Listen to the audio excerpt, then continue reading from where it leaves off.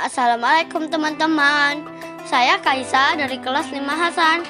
Saya akan menceritakan tentang masa kecil Nabi Muhammad SAW sebelum diangkat menjadi nabi terakhirnya umat Islam.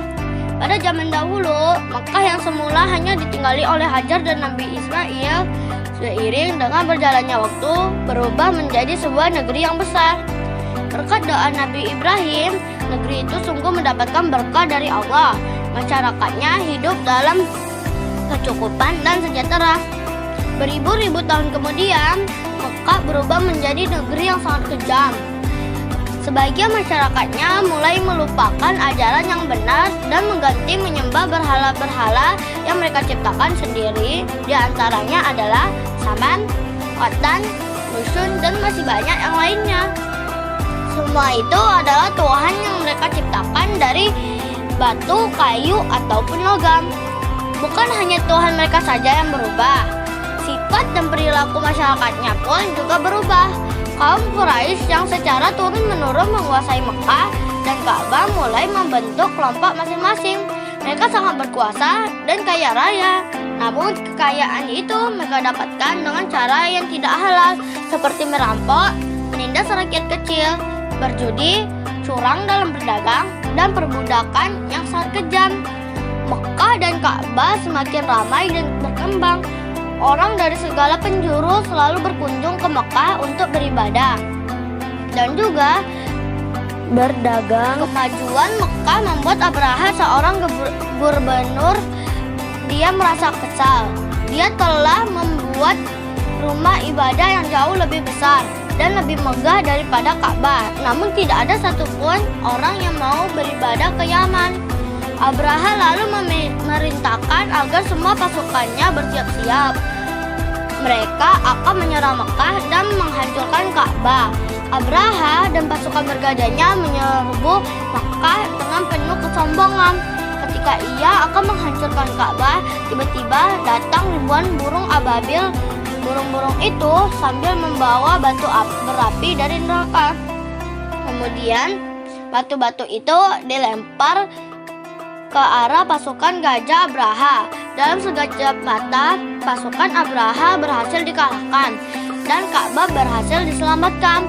Tahun itu kemudian disebut Tahun Gajah.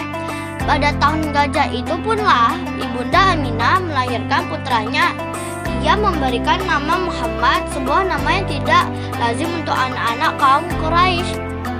Ialah Nabi Muhammad, nabi terakhir yang diutus oleh Allah. Ia dilahirkan pada hari Senin, 12 Rabiul Awal pada Tahun Gajah. Semasa kecilnya, sebagaimana tradisi suku Quraisy dan kabilah Arab pada umumnya, pada hari ke-8 selepas dilahirkan oleh Ibunda Siti Aminah, Nabi Muhammad kecil harus diungsikan ke pedalaman dan baru akan dikembalikan lagi ke ibunya ketika kelak berusia 8 atau 10 tahun. Tentu hal ini membuat Ibunda Siti Aminah gundah, tapi tradisi tetaplah tradisi, mau tidak mau harus tetap dilaksanakan. Ibunda Aminah pun sadar ini penting untuk ia lakukan. Ia pun mengikhlaskan putranya untuk dikirim ke pedalaman. Lagi pula ia tahu bahwa tujuan dikirimkannya supaya kemampuan berbahasa sang anak bagus. Di pedalaman itu, bahasa yang digunakan adalah bahasa Arab asli, belum campuran dan bukan bahasa Arab pasar atau fusha, dan bisa mencecap udara pedalaman yang bersih, tidak seperti di kota yang dianggap telah tercemar. Di pedalaman itu, Muhammad kecil diasuh oleh Halimah bin Sa'diyah. Selama 3 tahun, Nabi Muhammad kecil pun tumbuh menjadi anak yang cepat tanggap, telaten, dan jujur. Ia juga kerap membantu temannya yang kesusahan dan selalu bersikap bersahaja walaupun ia terkenal memiliki kecerdasan yang luar biasa dibandingkan anak seumurnya. Apalagi ia adalah keturunan salah satu suku terpandang di kabilah Arab. Hal itu membuatnya disukai banyak orang, terkecuali teman sebayanya.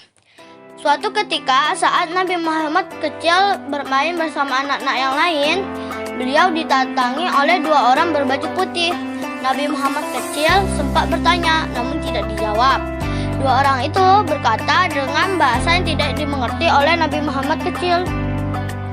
Sontak hal ini pun membuatnya ketakutan. Tak terkecuali teman-temannya. Mereka pun berlari mendatangi rumah Halimatus Sa'diyah dan melaporkan peristiwa yang terjadi tadi. Saudaraku, yang dari Quraisy itu telah diambil oleh dua orang laki-laki. Ujar salah seorang dari mereka agak berteriak. Halimah pun agak terkaget, tapi ia berusaha tetap tenang. Apa benar yang kau katakan? Benar, dan ia telah dibaringkan di sebuah batu, perutnya dibedah sambil dibolak-balikkan. Seketika itu pula wajah Halimah pucat. Ia pun berlari menuju tempat yang diceritakan itu. Tak butuh waktu lama, ia pun sampai di tempat yang diceritakan itu. Di sana ia melihat Muhammad kecil yang terdiam. Halimah pun berusaha menenangkannya. Apa yang telah terjadi, anakku? Muhammad kecil melihat wajah Halimah, kemudian merangkulnya. Lalu dengan agak terbata-bata ia menjawab, dua orang itu berbaju putih. Ia berusaha mengambil sesuatu dari tubuhku. Apakah itu? Aku tidak tahu, Ibu. Halimah pun merangkulnya sekali lagi. Ia pun sebenarnya ketakutan dan takut jika anak ini terjadi apa-apa atau ada keanehan lain yang tidak dimengerti.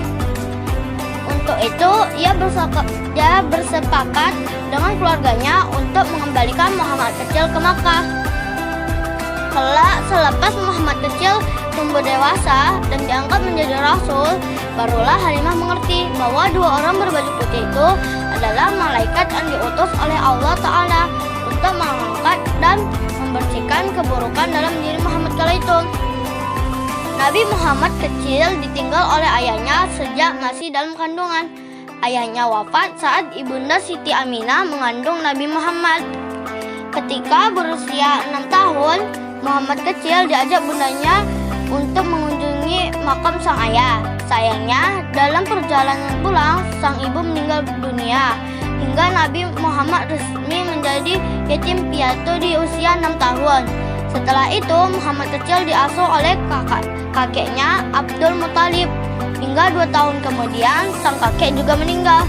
Maka Nabi Muhammad yang baru berusia 8 tahun tersebut ikut pamannya yang bernama Abu Talib. Begitulah cerita masa kecil Nabi Muhammad SAW sebelum masa kenabiannya Nabi Muhammad.